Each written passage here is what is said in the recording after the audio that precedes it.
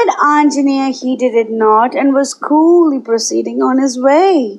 Then Surasa, inwardly glad at his calm audacity, desired to test his strength and cried, "Nay, nay, you shall proceed on your quest, but the way lies through my throat and not otherwise, for the four-faced one, even Brahma, has ordered me so."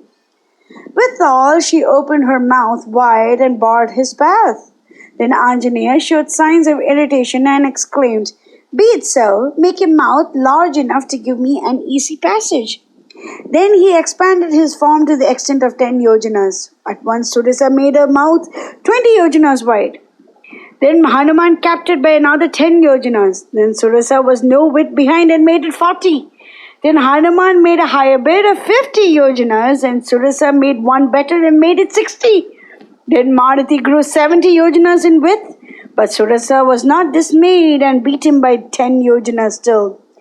At last Hanuman showed himself 90 yojanas in extent, but Surasa was ahead of him and covered his huge form by hers, extending over 100 yojanas. This was precisely what Maruti was waiting for. His cunning and tact made him come out ahead. For with lightning speed he assumed a very, very minute form and passed through her huge mouth like a needle dart through a deep cave. He caught the moment right, and with a tiny body like the thumb of a person, he passed through her like a flash of light and stood clear beyond her in the sky in all his glory and flushed with victory. "O mighty daughter of Daksha, the ancient patriarch, I lay my head at your feet in reverence. I have even obeyed your behests and I have passed through your mouth. I am none the worse for it, and your vow has in no way been violated. Allow me to go on my quest even to where Sita abides." And like the bright moon emerging from the dark cavernous jaws of Rahu, Anjaneya came out of the contest victorious. Surasa resumed her beautiful form and blessed him in tones of affection and amazement. "My beloved child, may your quest be fruitful, may your path be smooth. For to you is given to bring together Lord Rama and his noble consort Sita." The whole creation hailed Anjaneya in acclamation for the third of his wonderful feats. Then Hanuman took his even course over the wide and trackless waste of waters, ruled over by Lord Varuna and impassable to any other man or god. He resumed his frightful speed and flew through the clear expanse of sky, even like Garuda, the lord of the feathered tribe. It was the home of huge cloud banks surcharged with refreshing showers. It was a favorite resort of the Patagas, the Vidyadharas, and of Airavata, the elephant, that guards one of the 8 quarters of the earth. Lions, elephants, tigers, and other conveyances of celestial make roam there to be at service of the Patagas and the Uragas. Curious fires, equal in splendor and power to the Vajra of Indra or the fierce thunderbolts, flamed therein. The great and glorious souls that won the abode of the Shining Ones by the deeds of righteousness adorned it like the stars in a clear firmament. Chitrabhanu, the Agni so-called, makes it his home. Even he who takes to the respective gods the offerings of men in this world during their sacrifices, public and domestic. Planets, constellations, and the bright moon lent it their glory. The great sages, the Gandharvas, the Nagas, and the Yakshas resorted to it as a most likely meeting place. It was divided into innumerable subplanes, clear as the hearts of the good and pervading all around.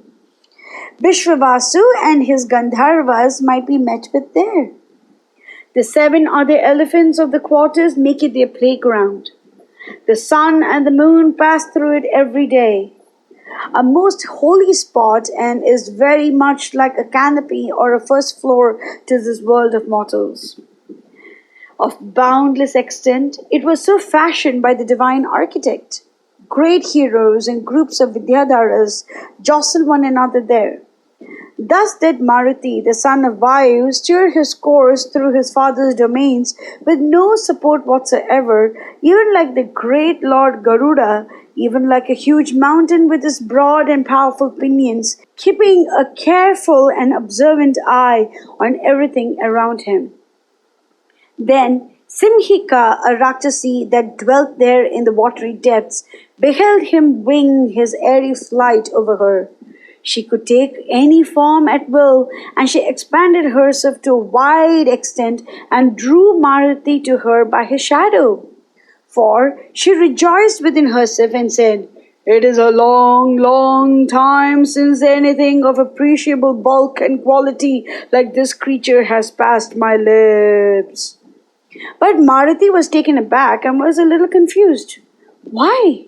Someone or something stays my flight suddenly. I feel my energy and strength oozing out of me. Like a huge ship brought to a standstill by a hurricane dashing against it, I find myself powerless to proceed." And out of curiosity, he looked around him and above and below, most carefully, and caught sight of a huge creature standing out of the watery depths. "Ho, ho!" cried he in great relief. "Is this the wonderful denizen of the sea against whom Sugriva warned me?" I now recall his words that this hideous monster is endowed with boundless strength and power. It has in itself to draw to it by the shadow any object in creation, and I need not waste a doubt over it. Maruti, of matchless intellect, spotted her out at once as the monster Singhika, and his keen brain worked out a plan to defeat her almost on the moment. He expanded his form like a huge rain-charged cloud. Singhika made her mouth wide enough like the gates of hell. With a hideous roar of 1,000 cloud banks, lightning lashed, she rushed at Maruti. Then he observed very carefully her huge body, wide mouth, hideous face, and the vital spots in her. Of measureless strength and adamantine vigor, he contracted his body to a minute point and sprang into her mouth. The Siddhas and the Charanas beheld with wonder and anxiety this feat of Hanuman vanishing into the dreadful jaws of Singhika, even as a full moon disappears into the mouth of Rahu. Anjaneya, with the speed of thought, hacked to pieces the vital spots in her body with his keen claws, and before she had time to make a move or to close her mouth, dashed out again. His compelling, rare courage and skill made it an easy task for him. He resumed his form and beheld Singhika writhing among the billows in the agonies of death, emitting frightful roars and a hot blood ebbing away. The inhabitants of the worlds on high cried out in amazement and joy, "Maruti, frightful is the feat you have achieved today. You have made short work of this horrible monster of inconceivable might. Proceed on your mission and come back safe and successful. Glory and happiness ever crown the endeavors of one who, like yourself, is endowed with keen, clear perception, unshaken fortitude, skill, and unerring insight into the heart of beings." And Maruti was glad at heart, for he felt assured that the success would crown his efforts now that he had bested Surisa and Singhika, and like the Lord Garuda he proceeded on his course.